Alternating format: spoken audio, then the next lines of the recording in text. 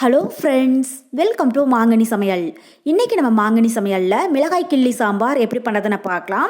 இந்த சாம்பார் பண்ணுறதுக்கு காய்கறி எதுவும் தேவையில்லை. ஒரு 10-15 நிமிஷத்தில் டக்குன்னு செஞ்சு முடிச்சிடலாம். இது சாதம், இட்லி, தோசை இது எல்லாத்துக்கும் அட்டகாசமாக இருக்கும். சரி வாங்க, இப்போ மிளகாய் கிள்ளி சாம்பார் எப்படி பண்ணுறதுன்னு பார்க்கலாம்.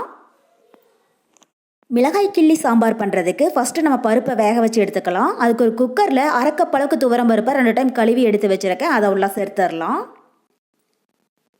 அரை கப் துவரம் பருப்பு நமக்கு கரெக்டாக 100 கிராம் அளவு இருக்குது. இப்போ இது கூட ஒரு 10 சின்ன வெங்காயம் கட் பண்ணி வச்சுருக்கேன்.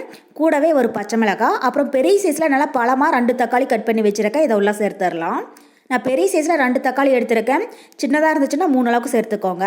அப்புறம் 4 பல் பூண்டு, 1/4 டீஸ்பூன் மஞ்சள் தூள், ஒரு அரை டீஸ்பூன் அளவுக்கு உப்பு, கூடவே 1 டீஸ்பூன் விளக்கெண்ணெய் இருந்துச்சுன்னா இது சேர்த்துக்கோங்க. இது இல்லை அப்படின்னா நம்ம ரெகுலராக சமையலுக்கு பயன்படுத்துகிற எண்ணெய் கூட 1 டீஸ்பூன் அளவுக்கு சேர்த்துக்கோங்க. அப்போ தான் பருப்பு வந்து நல்லா குழஞ்சி சாஃப்டாக வெந்து வரும். இப்போ இது கூடவே 2 கப் அளவுக்கு தண்ணி சேர்த்துடலாம்.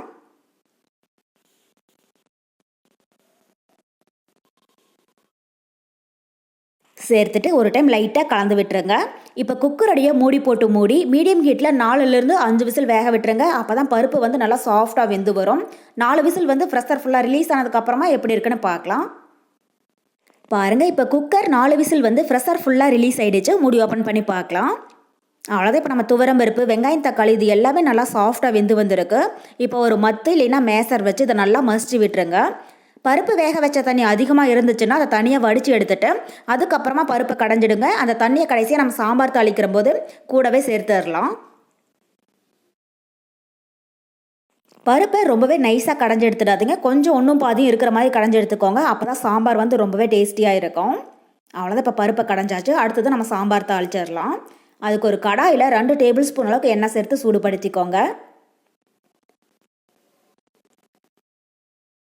எண்ணெய் நல்லா சூடானதுக்கப்புறமா இது கூட அரை டீஸ்பூன் கடுகு உளுத்தம் பருப்பு சேர்த்துடலாம். கடுகு பொரிஞ்சதும் 1 டீஸ்பூன் சீரகம், அப்புறம் அரை டீஸ்பூன் மிளகு, கூடவே 1/4 டீஸ்பூன் பெருங்காயத்தூள், அப்புறம் கொஞ்சமாக கருவேப்பிலை சேர்த்துடுங்க. கருவேப்பிலை பொரிஞ்சதும் ஒரு 5 காஞ்ச மிளகாய் கிள்ளி வச்சுருக்கேன் அது, அப்புறம் சாம்பாருக்கு தேவையான அளவு உப்பு இதெல்லாம் சேர்த்துட்டு ஒரு டைம் லைட்டாக கலந்து விட்டுறலாம். ஸோ இந்த கிள்ளி மிளகாய் சாம்பாருக்கு நம்ம காரத்துக்கு மிளகாய் வற்றல் மட்டும்தான் சேர்க்குறோம். அதனால் உங்களுக்கு எந்த அளவுக்கு காரம் தேவைப்படுதோ அதுக்கு தகுந்த மாதிரி மிளகாய் வற்றல் சேர்த்துக்கோங்க. இந்த மிளகாய் வற்றல் நல்லா காரமாக இருக்கும் அப்படிங்கிறதுனால நான் 5 அளவுக்கு மட்டும் சேர்த்துருக்கேன். பாருங்கள், இப்போ மிளகாய் வற்றல் நல்லா செவக்க வறுபட்டுருச்சு. இப்போ இது கூட நம்ம கடைஞ்சி வச்சுருக்கிற பருப்பு கடையில் உள்ள சேர்த்துடலாம். கூடவே ஒரு சின்ன நெல்லிக்காய் சைஸ் புளியை ஒரு 10 நிமிஷம் தண்ணியில் நல்லா ஊற வச்சு எடுத்துருக்கேன். இதை கரைச்சிட்டு உள்ள சேர்த்துடலாம். புளிக்கரைசல் வந்து அதிகமாக சேர்க்க வேண்டாம். நம்ம பெரிய சைஸில் 2 தக்காளி சேர்த்துருக்கிறதுனால அதுவே நமக்கு லைட்டாக புளிப்பு டேஸ்ட்டு கொடுக்கும். இப்போ புளிக்கரைசல் உள்ளே சேர்த்துட்டு ஒரு டைம் லைட்டாக கலந்து விட்டுருங்க.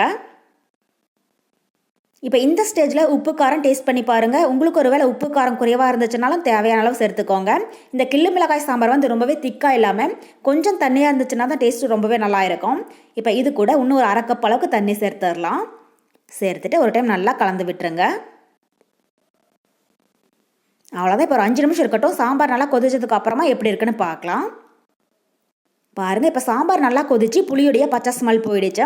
கடைசியாக வாசனைக்காக பொடி பொடியாக கட் பண்ணின கொஞ்சம் மல்லி இலை தூவி விட்டுட்டு ஸ்டவ் ஆஃப் பண்ணிடலாம். அவ்வளோதான். நமக்கு இப்போது ரொம்ப ரொம்ப டேஸ்டியான மிளகாய் கிள்ளி சாம்பார் தயாராகிடுச்சு. இது காய்கறி எதுவும் இல்லாமல் டக்குன்னு செய்யக்கூடிய ஒரு ஈஸியான சாம்பார். டேஸ்ட்டும் ரொம்பவே நல்லா இருக்கும். ஸோ கண்டிப்பாக நீங்களும் இந்த சாம்பார் ட்ரை பண்ணி பார்த்துட்டு எப்படி இருக்குன்னு கமெண்ட் பாக்ஸில் சொல்லுங்கள். என்னுடைய இந்த ரெசிபி வீடியோ உங்களுக்கு பிடிச்சிருந்தா மாங்கனி சமையலுக்கு சப்ஸ்கிரைப் பண்ணுங்கள். நன்றி.